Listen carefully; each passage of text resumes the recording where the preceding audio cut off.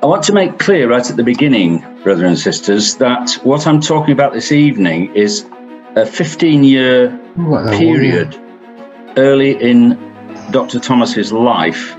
In fact, the 15 years that he spent in America when he first went across, and up to and including the time when he came back. So I've started with this first picture of Dr. Thomas, which isn't the one that you probably know all that well. You probably think of him as an old man with a white beard. This is actually Dr. Thomas at the age of 43, which is precisely the point at which he was coming back to England for the first time after emigrating to America. So this is Dr. Thomas in 1848, and we'll start and end with 1848. So here's the start, and we move on to the first slide after that, if I can get it right. In 1832, at the age of 27, Dr. Thomas got a ship, looks like a boat to me, but anyway, it was a ship, the Marquis of Wellesley, and emigrated to the United States. We'll talk about what that consisted of, what the United States looked like when I get to some maps, but I think this is a fairly good representation of the kind of voyage that Dr. Thomas didn't enjoy coming across to America for the first time. This slide, in fact, takes us to the moment when Dr. Thomas was fearful for his life. At that stage in his life, he was unmarried, and although he would probably have described himself as a Christian of sorts, he wasn't a particularly committed one. But that was all about to change thanks to this stormy voyage and a near-death experience at sea. This is a map, as you'll gather, of the coast of Canada, Nova Scotia here. And the weather was bad all the way across the Atlantic, and it became much worse as the doctor's ship approached the coast and almost foundered and came to grief in this little island. I think you can see my cursor. Little island called Sable Island, a well-known set of sandbanks. And if you know your French, you'll know that the word sable means sand. So this literally was Sand Island. And here's a close-up on the left-hand side of your screen of Sable Island, a shifting set of sands which barred the way and which caused grief to many, many ships. In fact, hundreds of ships foundered on this island, and many, many lives were lost over a few centuries. In fact, it was known as the graveyard of the Atlantic. And unfortunately for Dr. Thomas, his ship almost came to grief on the sands of Sable Island. And I've just put a sketch there of the wreck of the Arcadia, 25 years, I suppose, later than, 25 years later than Dr. Thomas's, but it just gives you an impression of what it must have been like for Dr. Thomas in rough seas, almost going aground on Sable Island. And he himself describes his experience there, and it's where his real search for a biblical faith, what he called at that time a true religion, where it began. And it began with this vow. And this is what he said: when at sea, in imminent peril of shipwreck, beating on the sands of Sable Island, and surrounded by the subjects of despair, my vow ascended to heaven, that if ever I was permitted to set foot on terra firma, I would not rest until I found the true religion. Well, the doctor was as good as his word, as we shall see, but I don't suppose he knew then that it would take him the best part of 15 years to find the truth. The Marquis of Wellesley, however, didn't founder or sink, and after a voyage that had lasted many more weeks than it was supposed to, the ship limped into New York Harbor, and Dr. Thomas set his foot at last on terra firma again. I rather like this sketch, I suppose it is, of diagram of Manhattan, which is, of course, an island. You can go on a boat right the way around it. This, on the left-hand side, is the Hudson River, which goes all the way up to the Great Lakes. And on the east side is the East River, hence its name. The path straight up the middle, or the road straight up the middle, is in fact Broadway, which followed the route of a track that the Native Americans used to use when all that area was just forest. And down at the bottom here is Battery Park, where the guns protected or kept watch and guard over the comings and goings in New York Harbor. This is Liberty Island, where the Statue of Liberty would stand, and this down in the bottom left is Ellis Island, where in later years immigrants were screened before they were allowed to land on Manhattan. And you can see all these boats tied up, and there's one of those would be Dr. Thomas's boat. So New York wasn't actually his final destination in any case, because there were far too many doctors practicing there, and he had various letters of introduction from medical doctors and from family friends to contacts in Cincinnati. And just to show you where Cincinnati is in relation to New York, New York is there with Long Island sticking out into the sea, and the rest of New York State up above. And Cincinnati is there, about 700 miles, believe it or not, from New York to Cincinnati. And Dr. Thomas will have got there probably by coach, stagecoach, since the only other way at that time would have been either on horseback, which is a long way to ride, 700 miles, or he could conceivably have gone round by sea and river and lake and got his way down to Cincinnati via what was known as the Miami Canal. I'll explain the Miami Canal a little bit later. Railroads, in fact, were only just beginning in the 1830s, and they certainly couldn't get you very far. So Dr. Thomas arrived here. This is Cincinnati, again in about 1832. And you see the Miami Canal down the side. I'll talk about that in a moment. And it was there in autumn 1832 that, true to his word, Dr. Thomas began his search for a true religion. And the way he put it was that circumstances led him to Cincinnati. Now, I think that circumstances are what we would call providence, and I think it shows that Dr. Thomas was well aware that things were leading him. But of course, he came to realize that the hand of God was very much in his life. And so it was in Cincinnati, which was a mercantile and fairly prosperous city of about 25,000 inhabitants, that Dr. Thomas began his search for the true Christian faith. And he puts it this way: I set out upon a tour of religious houses in that city. I went first to the Baptist church under the superintendence of W. Lind. The food was husky. I could by no means swallow it. And here's a picture of Samuel W. Lind, who was apparently a very popular Baptist minister, but who, as Dr. Thomas has just said, didn't appeal to him at all. But then he found his way to a Campbellite church, and he was immediately struck by what he heard. And these are his own words here. I next heard Brother Challen.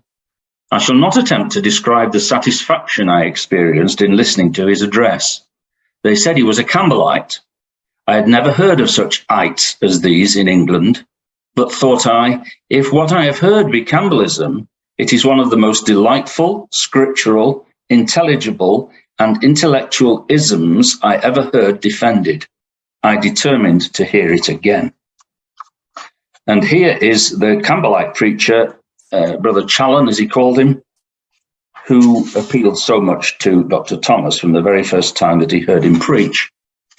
James Challen, in fact, although this is an impression of him at a much greater age, was in fact only just a few years older than Dr. Thomas himself, only 3 years older, in fact. So what was Campbellism?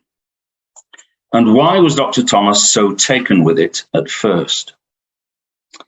Well, as Providence, inverted commas, would have it, Dr. Thomas's arrival in America more or less coincided with what became known as the Second Great Spiritual Revival in the United States, as the country became gripped by a great religious fervor.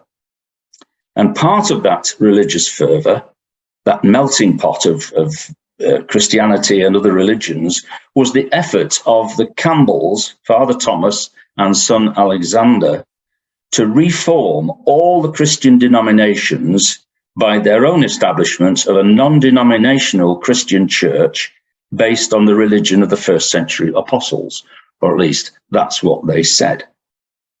And it was that which appealed to the young Dr. Thomas. It was as if he was hearing the cry, back to the Bible. And in fact, as you can see in these mottos that are in that picture in the middle, what they said at the beginning was, where the scriptures speak, we speak.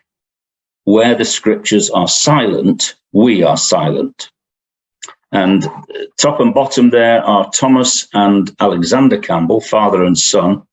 To the left is Walter Scott, not the novelist, whom many people believe was in fact the originator of what became known as Campbellism, or Christian Church, as it liked to call itself, or Disciples of Christ. And on the right is Barton Stone, who was the leader of another group of Christians, inverted commas, who joined up with the Campbellites in exactly 1832, which was the year that Dr. Thomas arrived in Cincinnati. So Dr. Thomas was hooked. He called Campbellism the true religion, and you'll see that a little bit later. But he got to know pretty well another Campbellite, this very strange-looking gentleman, Major Daniel Gano. He was a major because he'd fought in the Indian Wars around the turn of the century, and he was not turn of the century. Subsequently, the Indian Wars went on quite a long time, and he is dressed, I have to say, in the old-fashioned style, I suppose what you could call the 18th century style, with a wig and this tailpiece to his hair and a high-wing collar and so on. But he was very hospitable to Dr. Thomas. In fact, it's understood that Dr. Thomas lodged with him for a while, and he was a Campbellite, as well as holding quite an important appointment as clerk to the Ohio Supreme Court, which was in Cincinnati. So he was a well-known man, a figure of a pillar of the society that was in there, and he was one of the first to follow Campbell, the Campbells, I was going to say, despite his eccentricities.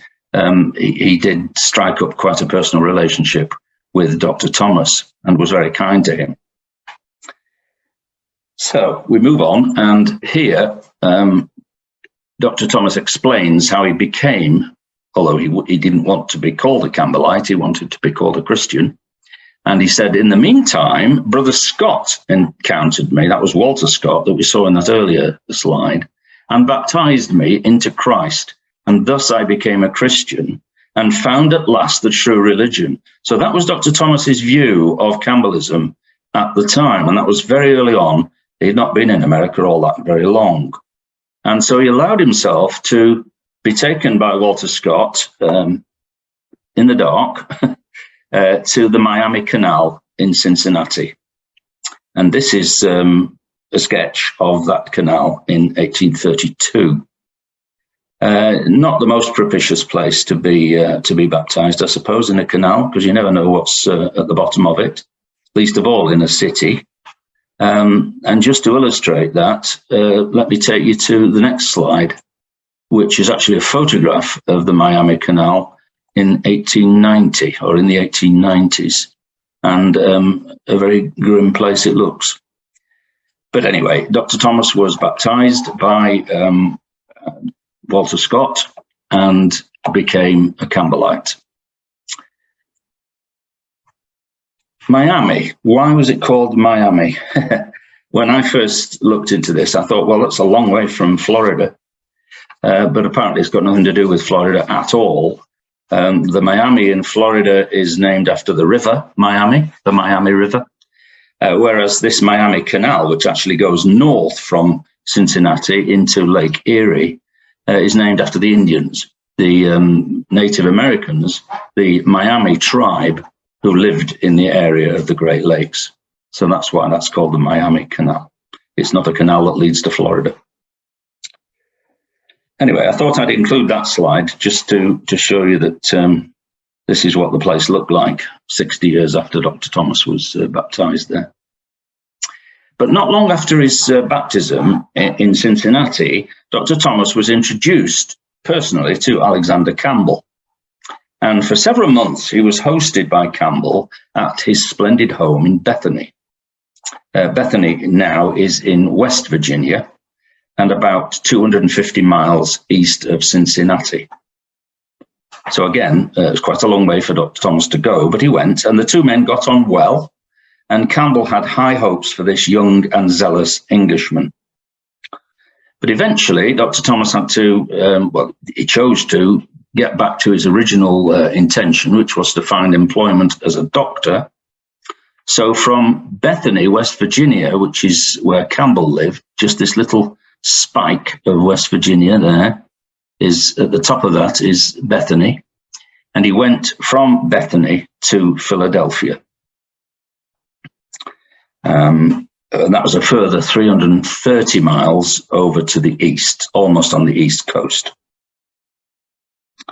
Philadelphia was, in fact, already a prosperous and thriving metropolis in the very wealthy state of Pennsylvania. And this is what Philadelphia will have looked like, or something like this, when John Thomas arrived there in 1833. This, in fact, is what the Philadelphians today call the historic district. Historic for America, of course, means something very different from what it does to us. You can tour this, in fact, in the kind of horse and buggy that Dr. Thomas would have known very well. And they call it the historic district. And the first time I did that, I was surprised, because when the tour was over, I wondered where the historic district was. But in fact, we'd gone through it and I hadn't noticed it, because they were all 19th century, late 18th century, early 19th century houses, which didn't seem very historic to me. But anyway, that's by the way. It was from Philadelphia in December 1833, that is over a year after he had been baptized, that Brother Thomas wrote this letter to Alexander Campbell. And it speaks of Brother Thomas's original Campbellite faith in the kingdom and rulership of Christ in the age to come. So these were teachings which he'd learned from Campbell and from Walter Scott, and no doubt also from Major Gano. And this is what he says in this letter to Campbell.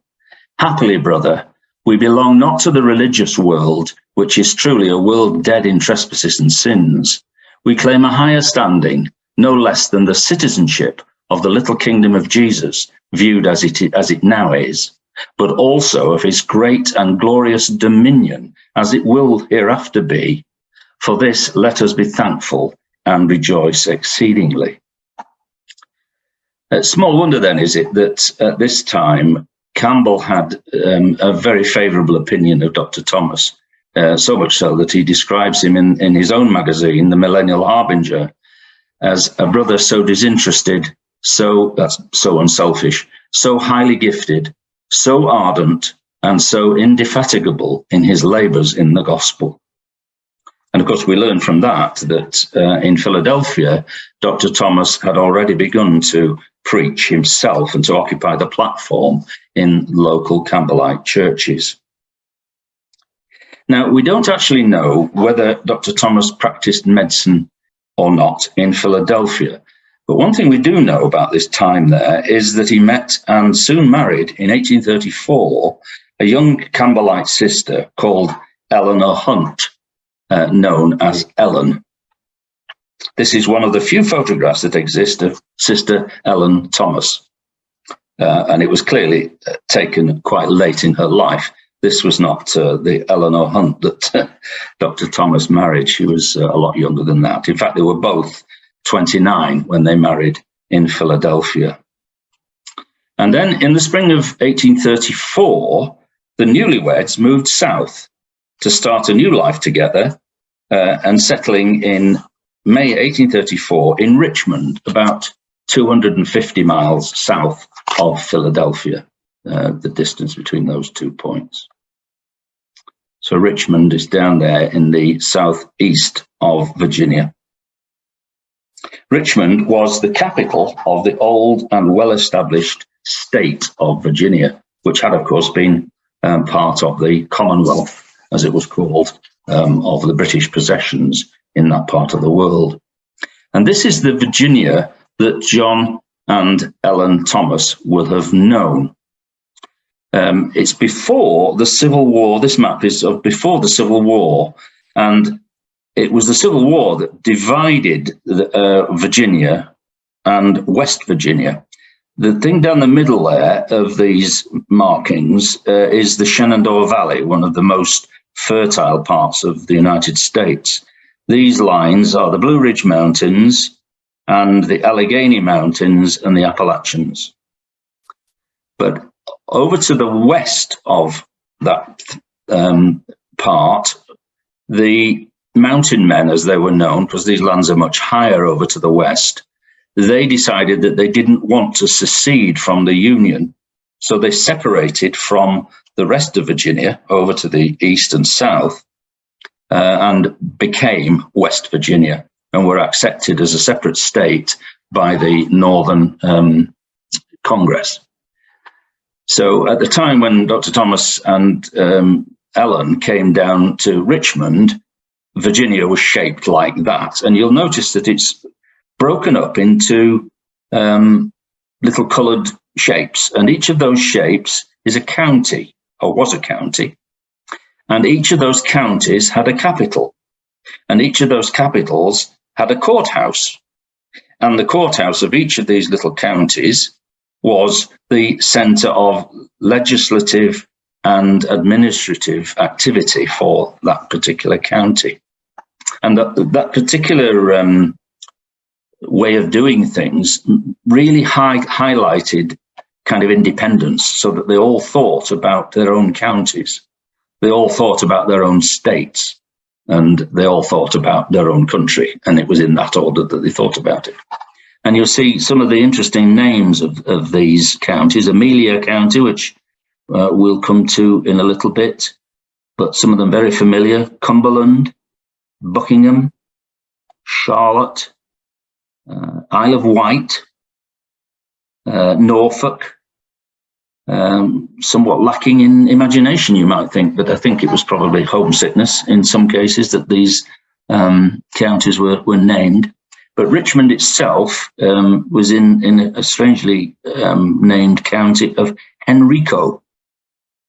Whether it was originally Henry County, I'm not sure, but it's Henrico. And Richmond itself was a very prosperous place. And that was the place where Dr. Thomas decided that he was going to make his way as a doctor. And this was actually Richmond, again in the 1830s, as it looked when Dr. Thomas and Ellen arrived. The James River ran alongside it. It hadn't really developed very much over to the west, and there were bridges over it. And we'll come back to talk about this bridge, which is the railway bridge, or was the railway bridge that was being built at the time that Dr. Thomas arrived in 1834. So that gives you some idea of what Richmond looked like. And of course, there would be mills along the waterfront here, tobacco mills, cotton mills, and very prosperous it made the city. Now, the house where they lived together, and this now comes on to part of the research trip which my son Edward and I undertook in May, which was very enjoyable. But the house, this is Edward standing in front of the house where Dr. Thomas was very kindly taken in by the Malone family. Richard Malone was a builder, and he built this house for himself not long before Dr. Thomas arrived. So it was a fairly new house. It still looks in reasonable condition. Remember, this is what, 170 odd, 180 odd years since it was built.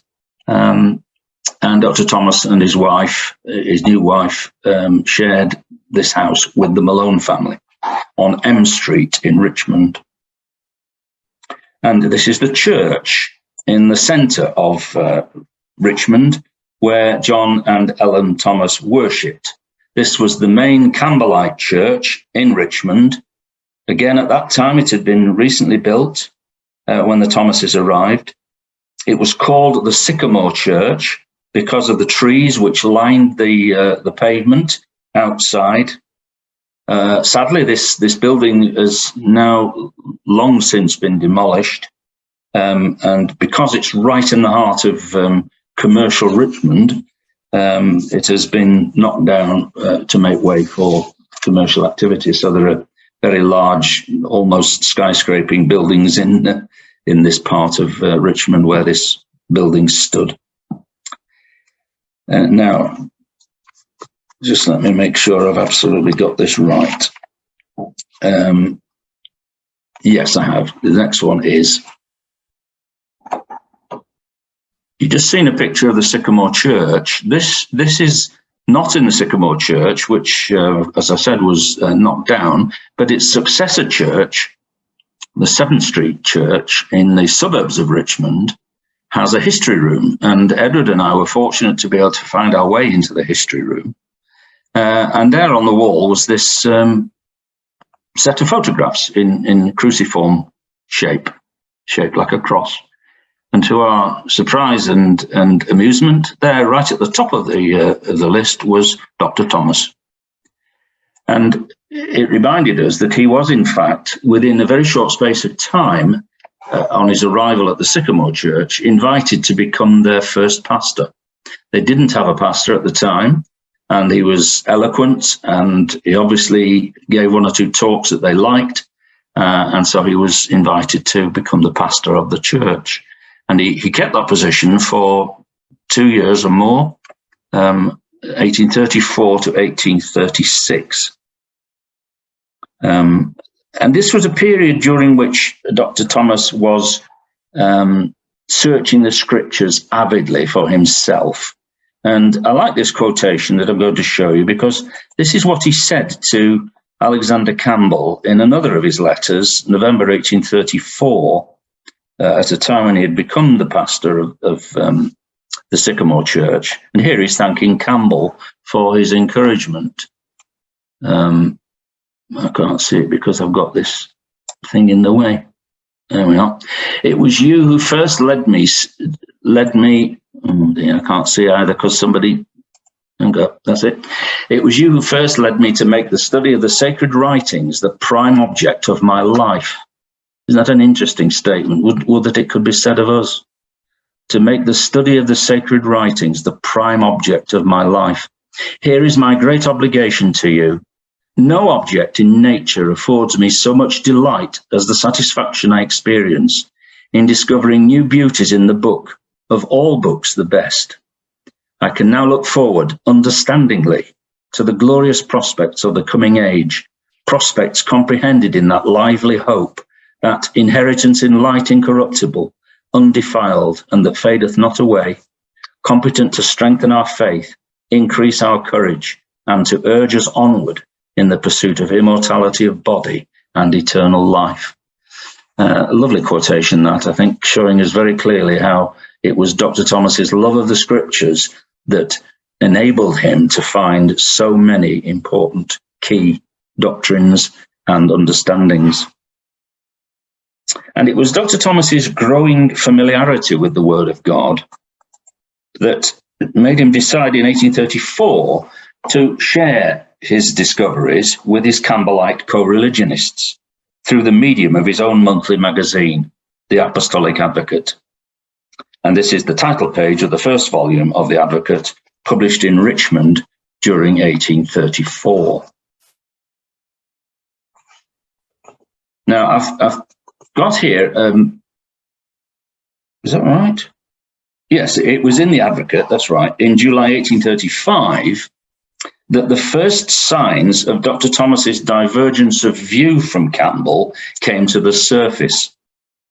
And it concerned the issue of baptism and of rebaptism, as this slide illustrates. Baptism on the basis of an intelligent confession. What did he mean by that? Well, this is what he said. My conviction is that all among us who have not been immersed upon the confession that Jesus is the Christ, and who did not understandingly, it's the second time he's used that in quotations here, understandingly appreciate the value of his blood, had better be re-immersed upon that confession, and that all from this time forth who may wish to join us from the Baptist denomination, a few excepted who can show just and scriptural cause for exception, be required to make an intelligent confession and be re-immersed. So it's a very firm statement, and it was made on the basis of what Dr. Thomas was reading in Scripture. Now, I put a striking image here on the screen of a Brother Albert Anderson. Brother Anderson was among the first of the Campbellites to ask Dr. Thomas to re-immerse him, to re-baptize him. He had been a former Baptist, and he followed what Dr. Thomas had written in the Apostolic Advocate, and he came to him and said, I'd like you to re-baptize me because I don't think that my understanding of the truth was adequate when I was a Baptist. So as a Baptist, he'd not been required to do anything other than say, I'd like to be a Campbellite. Oh, come on in, you're a Baptist, you're okay. But Brother Anderson didn't think that was right, and neither did Dr. Thomas. In fact, Brother Anderson became a lifelong supporter of Dr. Thomas. Brother Peter Hemingway describes him as Dr. Thomas's most durable supporter. And he gave up his career as a schoolmaster, and he became a full-time evangelist, describing himself in successive national censuses as a Thomasite minister. That's an interesting expression, isn't it? A Thomasite minister. The word Christadelphian, of course, was way in the future at this particular time. Meanwhile, excuse me, in the quiet suburbs of Richmond, my son Edward and I were still exploring the history room of the 7th Street Christian Church, as it's called, when we came across this further evidence of Dr. Thomas's increasing divergence from Campbellite orthodoxy. This is a display panel about the early development of the Sycamore Church. And here's what it says about Dr. Thomas's time as the church's first pastor. John Thomas was the first full-time minister at Sycamore Church, serving from 1834 to 1836. It is recorded that he was a man of intellect and culture, coming from England by way of Philadelphia. But his speculative turn of mind did not encourage growth in the church. Now, only an Alexander Campbell or one of his supporters could describe discoveries from the Bible, which were as plain as the nose on your face, as speculations. But here is recorded the fact that the Campbellites regarded Dr. Thomas as having a speculative turn of mind. Well, of course, as you might expect, Alexander Campbell himself took issue with Dr. Thomas's suggestion that any Baptists, or indeed any other would-be Campbellites, should be required to submit to re-immersion on the basis of an appropriate understanding of the gospel. Campbell didn't approve of that at all, and this is what he said. I must say that the preaching up of re-immersion to the citizens of the kingdom of Jesus Christ, that is, immersed Baptists, is wholly ultra, that is, outside our views of Reformation, and in our judgment, wholly unauthorized by the New Testament. So that's how closely Campbell read his Bible on that particular issue. But whatever Campbell thought, Dr. Thomas was busy widening his own circle of influence, as he added to the work of his magazine by traveling around the various Campbellite churches in South Central Virginia, developing, as it were, a circuit of preaching appointments in places like this one, in Corinth, or actually the locals call it Powhatan. It looks like Powhatan to me, but we won't argue over that. But anyway, it is about 30 miles west of Richmond, the Corinth church. built in the 1830s, and this is what it looks like today. It's been, I suspect, lovingly repainted and probably re-roofed by the local community, who just use it as an example of their history, and who also use it to have meetings of various kinds. You could call it the parish hall, I suppose, the local parish hall. In fact, this is the interior of the Corinth church today, looking like, apart from the crosses at the far end, looking like many a Christadelphian ecclesial hall that you and I may have known. And here's another of the churches where Dr. Thomas used to preach in the 1830s. This is the Aquintan Colonial Christian Church in King William County. And this is about 30 miles northeast of Richmond, and was partially restored in 2010. You can actually go in, but it is in fact empty.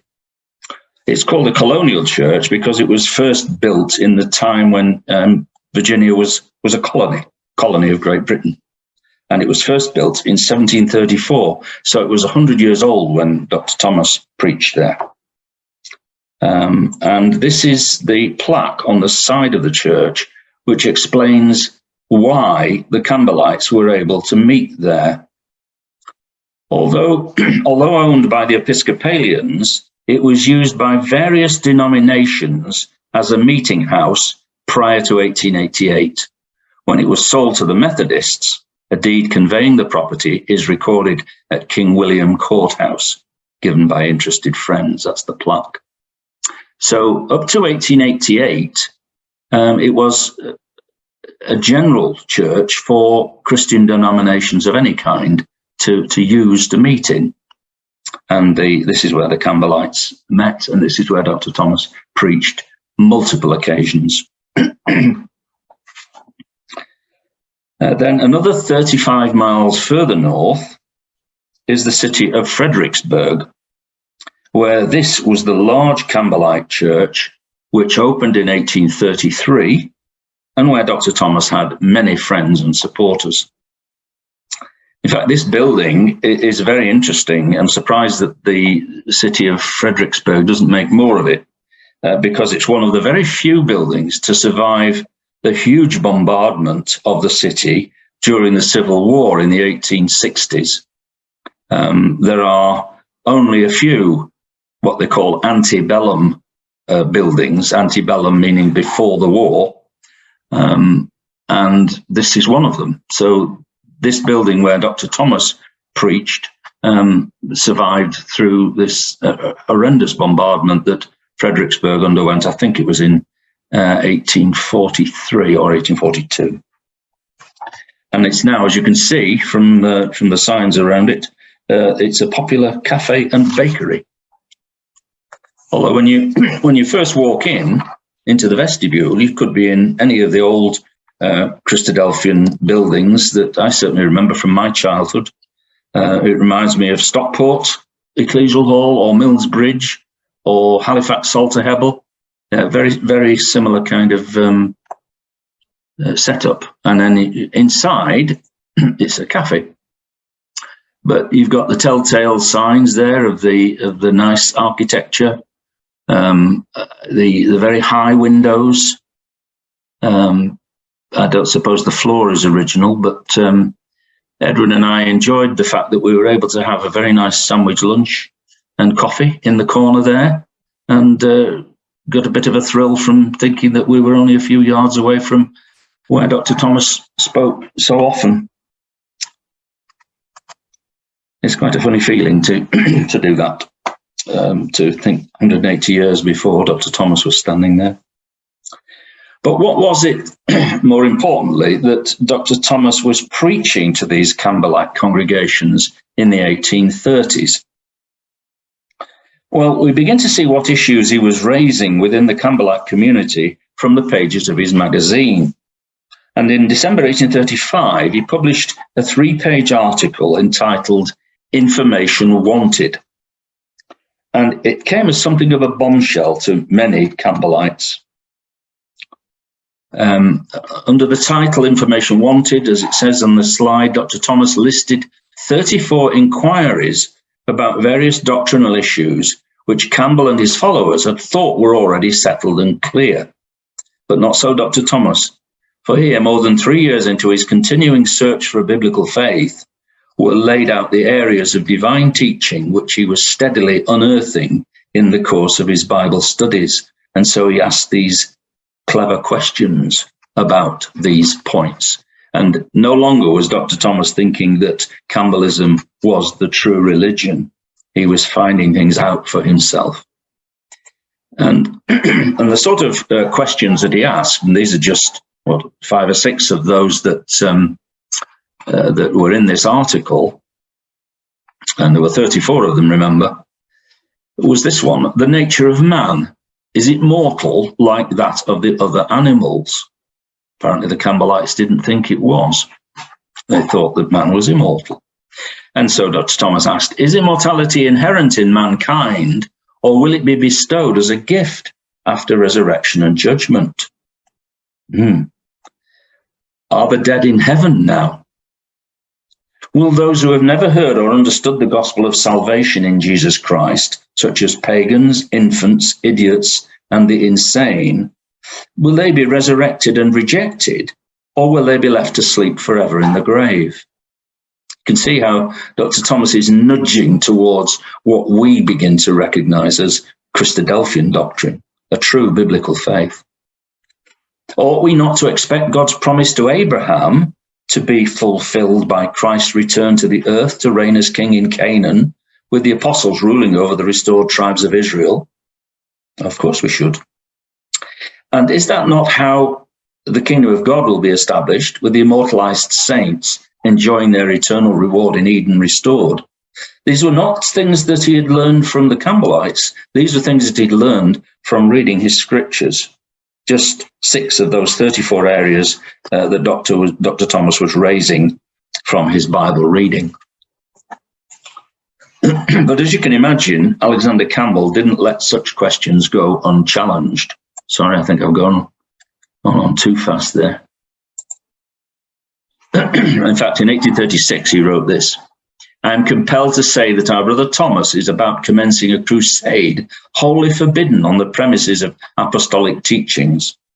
He kept on appealing to apostolic teaching, but he didn't actually show which apostolic teaching he was talking about, or which passage, chapter and verse.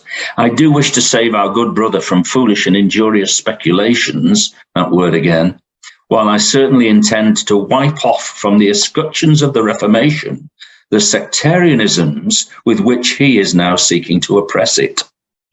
So the war of words is getting a little bit more bitter, to say the least. But Dr. Thomas was not to be silenced. Instead, he continued to read his Bible and to share his biblical findings with his advocate readers, so that by 1836-7, he had radically changed his Campbellite views in a growing number of crucial areas of doctrine. And this slide gives us just some idea of how diametrically he was now opposed to Campbell. Dr. Thomas believed, on the basis of Scripture, that death is the final end for mortal men and women, unless resurrected by Jesus, whereas Campbell believed that man is immortal and goes to heaven at death. Dr. Thomas believed that Jesus will return physically to the earth to raise and judge the dead on behalf of God. Campbell did not believe that Jesus would return physically to the earth. Dr. Thomas believed that only those who understand the gospel will be resurrected for judgment. Campbell believed that resurrection and judgment are universal. And Dr. Thomas believed that the kingdom of God will be the literal physical rule of Christ on the earth, whereas Campbell believed that the kingdom of God exists already and consists of disembodied immortal souls in heaven. So you can hardly be surprised to find that Dr. Thomas's position as pastor of the Campbellite Church in Richmond came under pressure. So much so, in fact, that he relinquished the post in 1836 and decided to move out of Richmond and to try his hand at farming. And he bought some land farmland in Amelia County, about 40 miles southwest of Richmond, late in September 1835, just north of Amelia Courthouse. And here's yours truly in his element in the Amelia County Records Department, scrutinizing the carefully preserved archives from the 1830s and happily perusing the written record of the legal conveyance of the land which Dr. Thomas bought for $1,700 from a local Campbellite, one Pascal Towns, and his wife Lucy. Pascal Towns and his wife Lucy of the county of Amelia sold to John Thomas of the city of Richmond, in consideration of the sum of $1,700, one certain tract or parcel of land in the county of Amelia, containing by estimation 212 acres and half. And here is my own photo of most of those 200 or so acres that Dr. Thomas and his wife Ellen farmed for 3 years. And Dr. Thomas gave the farm the name Liberty Plantation, although that is a name that hasn't survived in the records. And the Historical Association in the locality could not find any record, official record of it being called Liberty. So it was possibly Dr. Thomas who gave it that name. Now, as far as going to church was concerned, this is a map. There's this place called Painville, and that was the nearest place where there was a Campbellite community. Dr. Thomas knew it already because he'd actually preached in that little township called Painville, and it was about 8 or 9 miles away from where they lived, just north of Amelia Courthouse. So naturally, in tracing Dr. Thomas's steps on our tour of Virginia, Edwin and I drove on to Painville to find Dr. Thomas's church there. But Painville, or Painesville, as it was sometimes known, turned out to be like a ghost town, a deserted English village with virtually no buildings and certainly no church. There was this ramshackle former grocery store, no longer in use and up for sale. It'd probably make a nice Christadelphian hall, but it's literally in the middle of nowhere. And the only trace of the Painville Campbellite church was this rare photograph of this huge barn-like structure, which was taken down before it fell down in 1912. So it's hard to say what date this photograph was taken, but it was certainly prior to 1912. And this was the place where Dr. Thomas and his wife went to church on Sundays, on the Lord's Day, as they called it. Known familiarly as the Chinquapin Church. Chinquapin apparently is a little nut, little bit like a hazelnut, which grew quite a lot in that locality. And as I said, this is the only known photograph of that particular building. We did, however, with the help of the local historians, manage to establish, I think, fairly well that this particular area was where the Chinquapin Church was built, and this is virtually the only house from that era left in Painville. So it is it's pretty empty. Meanwhile, back in 1837, if we can go back there. The war of words between Dr. Thomas and Alexander Campbell was growing ever more serious with every letter that was written and every monthly issue of their magazines. And this is Campbell's irritated response to one of Dr. Thomas's articles on the state of the dead. You can sense Campbell's exasperation in the tone of his language here.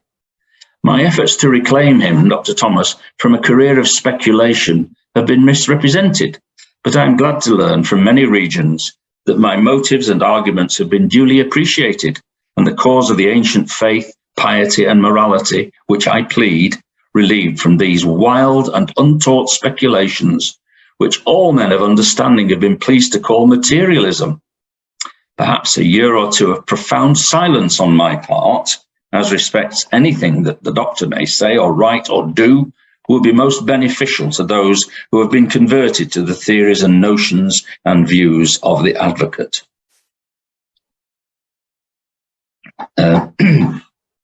There's something quite patronising, isn't there, in the tone of that particular statement by Alexander Campbell. And then later in the same year, despite the fact that he said he was going to ignore Dr. Thomas for a couple of years, Campbell felt obliged to write this about him. I regard the author of them, these pernicious doctrines, as an incorrigible factionist. If the whole of his procedure in defence of those positions which subvert the faith of the resurrection of the dead and of eternal and universal judgment, and his untiring pertinacity to propagate them, do not make out as clear a case of a factionist or heretic as defined by Paul, I would despair of ever finding an unequivocal case in the present day. Now, Dr. Thomas is sometimes accused of being rather overstrong in some of his language. Well, when you realise what language Campbell used, you realise quite what he was up against. So it's wrong just to take one side and not look at the other. But thankfully, Campbell didn't have it all his own way. There were quite a few of the Campbellite community who actually agreed with Dr. Thomas on many of the issues that he was raising, because they recognised that what he was saying was biblical. And there were others who thought that Campbell was being much too harsh on Dr. Thomas. So there were Campbellite elders like those at this chapel in Jetersville, and like Thomas's own church at Paineville, who publicly condemned Campbell for his high-handed treatment of Dr. Thomas. This chapel, which is original, 1832, is still standing, and Edward and I were able to look around it. We weren't able to get into it because it was locked, and the owner, unfortunately, because it's in private hands, is in a nursing home, and nothing can be done with it. And we thought, well, it doesn't look too bad from the front, but when we were on the side, we realised that another couple of harsh winters and some strong winds, and there won't be much left of it, which is very sad, because the local historical society can't do anything with it, because, as I say, it's in private hands. But at least the elders of this church, this chapel, were willing to stand up for Dr. Thomas. And back in the 1830s then, the Campbellite community was divided, as neither Campbell nor Dr. Thomas appeared willing to budge from their antagonistic positions. Then along came the suggestion of a truce, or at least a ceasefire. And here it is, brokered, in this instance at least, by Brother Matthias Winans. Now, I'm looking at the clock, and I realise that I'm going to go over the time, so I'm going to whiz through some of these pictures, if you don't mind, and put a move on. Campbell was persuaded to meet Dr. Thomas, and they met to start with for 3 hours on this very bridge, the railway bridge over the James River in Richmond. And the agreement that came out of that was that they would take part in a 3-day public discussion of their differences. That meeting took place in the Paineville church, in Dr. Thomas's church, but the discussion was limited to 3 principal issues. 1, the mortality of man. 2, the resurrection of the dead. And 3, the state of the wicked after their destruction. But you notice there was no discussion of re-immersion. I believe that Campbell would not have agreed to having that discussed. He thought he could clearly defeat Dr. Thomas on these 3 discussions. But as it turned out, they were near the end of the 3 days of debate, and they hadn't got beyond the mortality of man, which says something about their ability to speak and talk. And there was no agreement. So the issues were referred to. The issues were referred to 23 of the elders who were present. Apparently there were nearly 1,000 present at the Paineville debate. People were hanging from the rafters and congregating outside the windows and looking in. But anyway, they came up with this resolution. And this is the resolution, which wasn't terribly favourable to Dr. Thomas. That whereas certain things believed and propagated by Dr. Thomas in relation to the mortality of man, the resurrection of the dead, and the final destiny of the wicked, being likely to produce a division amongst us, you can say that again, we recommend to Brother Thomas to discontinue the discussion of the same, unless in his defence when misrepresented. And that was signed by 23 brethren. Sadly, Campbell put a veto on the publication of the proceedings of the debate, so we do not know precisely what was said during that meeting. Dr. Thomas agreed to it, but it didn't last all that long, this thing. By this time, a number of other pressures were being brought to bear on Dr. Thomas and his family, not just Campbell pressing him and so many of the Campbellites disagreeing with him. The most pressing were financial problems, and these were because the farm that he was on in Amelia was not profitable. That was largely because the soil was worn out. They'd been harvested for decades and decades, and it was worn out and led to poor harvests. There was also a dramatic slump in the selling price of wheat, and Dr. Thomas was operating at a loss. In addition to that, his baby daughter Eusebia was born in 1837. And those of us who've had baby daughters will know that requires slightly more money and exacerbates the situation. Anyway, they decided to pack up and go west. And west meant going to somewhere along that line, because all the area beyond Illinois and Wisconsin and Tennessee and Mississippi, all of that area, possibly from Louisiana, was Indian territory and had not yet been sanitized, let's put it that way, by the American move towards the West, what they called their manifest destiny, to take other people's land and livelihood and lives. So he went west and he went to Illinois, and there was, in fact, a brother of Ellen Thomas who lived in that area, and he persuaded Dr. Thomas that the land there was virgin soil and very fertile, and so he bought a property in a place called Long Grove, now actually known as Yorkville, and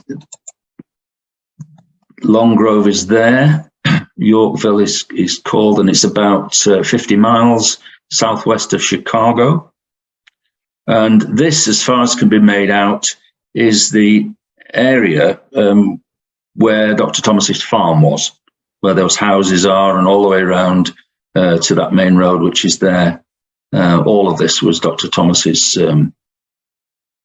300-acre farm. I think it was 300 acres. Unfortunately, this experiment didn't work out either, because Dr. Thomas really was not made to be a farmer, and he found the work very hard and unremitting. And if he employed others to do the work, the farm would not be economic. So he decided to go back to Virginia to recover some money that was owing to him. And on his way back, he fell seriously ill in Louisville, and he was there in Kentucky, and he was there on his own for almost a year. And when he tried to sell his land in Illinois, he found that land values had dropped. So he had to leave the land with his brother Robert, who was with him. And when he and his wife and daughter returned to Richmond, they were in debt for a while at least, and they were obliged once again, after 3.5 years, to accept the charity of the Malones, who let them occupy at least part of the house on M Street that they'd lived in before. So the Illinois adventure, you might say, was a bit of a disaster. It was certainly a failed experiment. And Dr. Thomas never farmed again. What they did do, though, was move into this smaller house than the Malone's house. The Malone's house was at the other end of this path, It led to the Malone's garden at the back there. So it wasn't very far from their friends, the Malones. And this also is one of the antebellum houses, as was the Malone's house, that survived the bombardment of Richmond. It's true that the heaviest bombardment was in the centre of Richmond, and this was in the inner suburbs, but it did at least survive. And this is the house that Dr. Thomas either rented or bought, and we're not sure because the records don't exist or don't seem to exist. In fact, because of that, Brother Peter Hemingway has cast doubt as to whether or not this was ever Dr. Thomas's house, but I'm pretty sure that it was. And they lived there from 1844 to 1848, which was the year, as I said at the beginning, when Dr. Thomas moved back or went back to preach his newfound faith in Great Britain. Once his debts were paid, though, and all his land was sold, Dr. Thomas was at least solvent again. And I think that's why he was willing to splash out on this house. And once he was resettled, that is, in Richmond, Dr. Thomas began to revisit the churches where he had preached before, and also to extend his sphere of influence, if you like, to the north, east, and east of Richmond. So he added this church, pictured in 1927, but built in 1734, another one of those old colonial churches. He spoke there, and this is it today, with my son Edward, I think, taking a picture of the plaque. Old St. John's Church is called, and very, very pretty it is. Jerusalem Church also, where Dr. Thomas visited. But it was from this particular church, Campbellite Church, that about a dozen or more of members were thrown out of the church because they supported Dr. Thomas. And for quite a number of years, they were obliged to move a few miles up the road and meet in what looks now like a tumble-down shack. It was actually, at the time, the Zion Chapel is what they called it. I don't know whether they built it from scratch or whether it was there already. But this is it photographed in 1946 when it was looking very tumble-down. And it was used by followers of Dr. Thomas between 1845 and 1876. I really am going to have to move fast. This is the front of the building, and that building itself, also photographed in 1946, was used as a carpenter's workshop owned by the White family, and it has since been incorporated, materials themselves used in the funeral home. So I suspect that the carpenters were making coffins, and that's why the Whites continued in the undertaking business. And Edward really enjoyed himself here, using his building surveying experience, trying to work out exactly how the old building was incorporated into the new. And then only a few miles south of the funeral home is the now lovely-looking Lanesville Christadelphian Chapel. I say now because the building, which was built in 1876, has been renovated and repaired a number of times since then. It was actually built as a replacement for the Zion Chapel and funded by Dr. Lemuel Edwards and built on his land. This particular building was never visited by Dr. Thomas because Dr. Thomas died 5 years before it was built. But the congregation of Christadelphians who met here in this building were all known to Dr. Thomas, including several members of the Edwards family. And this is Edward and me, not to be confused with the Edwards, at the front entrance of the Lanesville Chapel with Sister Martha Edwards Hart, the great-great-granddaughter of Dr. Lemuel Edwards, who built the chapel. And the chapel itself functioned as a Christadelphian meeting place until the 1960s, when the ecclesia became too small to carry on. The building is now listed on the Historic Places Register. And the interior, according to Sister Martha, who knew it as a girl, has hardly changed. And there it sits in splendid isolation in the middle of thousands of acres of rolling fields and woodland, almost the last survivor of yet another deserted village in the delightful Virginia countryside. A lonely relic of a part of America's religious history. And then well over 100 miles to the southwest of Lanesville, still an active part of Christadelphian life in Virginia, is this equally lovely Christadelphian chapel, the Good Hope Chapel in Cambridge, Lunenburg. Built in 1846 and well known to Dr. Thomas as part of his preaching circuit, even beyond the Civil War and his move up north to New York in 1852, this chapel is now owned and cared for by the members of an unamended Christadelphian fellowship. But it's been in continuous use by Christadelphians for 176 years, which must be some kind of record. The lectern has been there all the time since Dr. Thomas used it. And you'll notice with interest the contraption in the center of the photo used for the distribution of wine in individual cups, which was how Dr. Thomas liked it to be done, and how many ecclesias have done it and are still doing it because of COVID. The brethren and sisters of the Good Hope Chapel may be from a different fellowship, but we could not have asked for a warmer and more open welcome than the one which Edwin and I were given when we visited the place in May.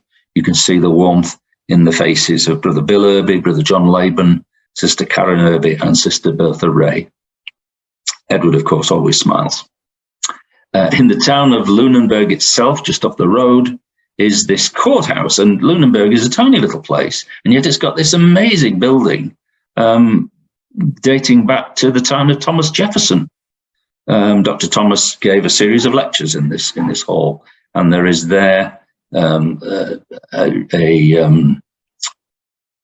memorial to the Confederate Army, and I think it's still standing. Certainly was in May. And all that time, Dr. Thomas was editing a new magazine called Herald the Future Age, in which he preached the gospel. He explained his latest understanding of Bible teaching, and he counteracted the errors of Campbellism. Gradually, they were moving apart, and Dr. Thomas was moving towards the end of his search for a biblical faith. He blamed Campbell for breaking the truce. Moving on. He accused Campbell of re-embracing doctrines that he'd once abandoned. This was Dr. Thomas's mature view in 1845 of Campbell's Christian gospel. He said, ancient Christianity now holds a very subordinate place in his ministrations. The building being perfected, the scaffolding is removed. So he was equally firm about Alexander Campbell. And he said to himself, he said in his magazine rather, that since the publication of the 34 Questions in 1835, he had progressively taught the doctrine of the covenants, the throne and kingdom of David, life and incorruptibility at the resurrection, and the personal advent of the Lord Jesus Christ, all of which, of course, are prime Christadelphian doctrines. This is his summary of, this is my summary rather, of Dr. Thomas's declaration in March 1847, which concludes with something that we can all say amen to. It is by this hope, the hope of Israel, that we are saved.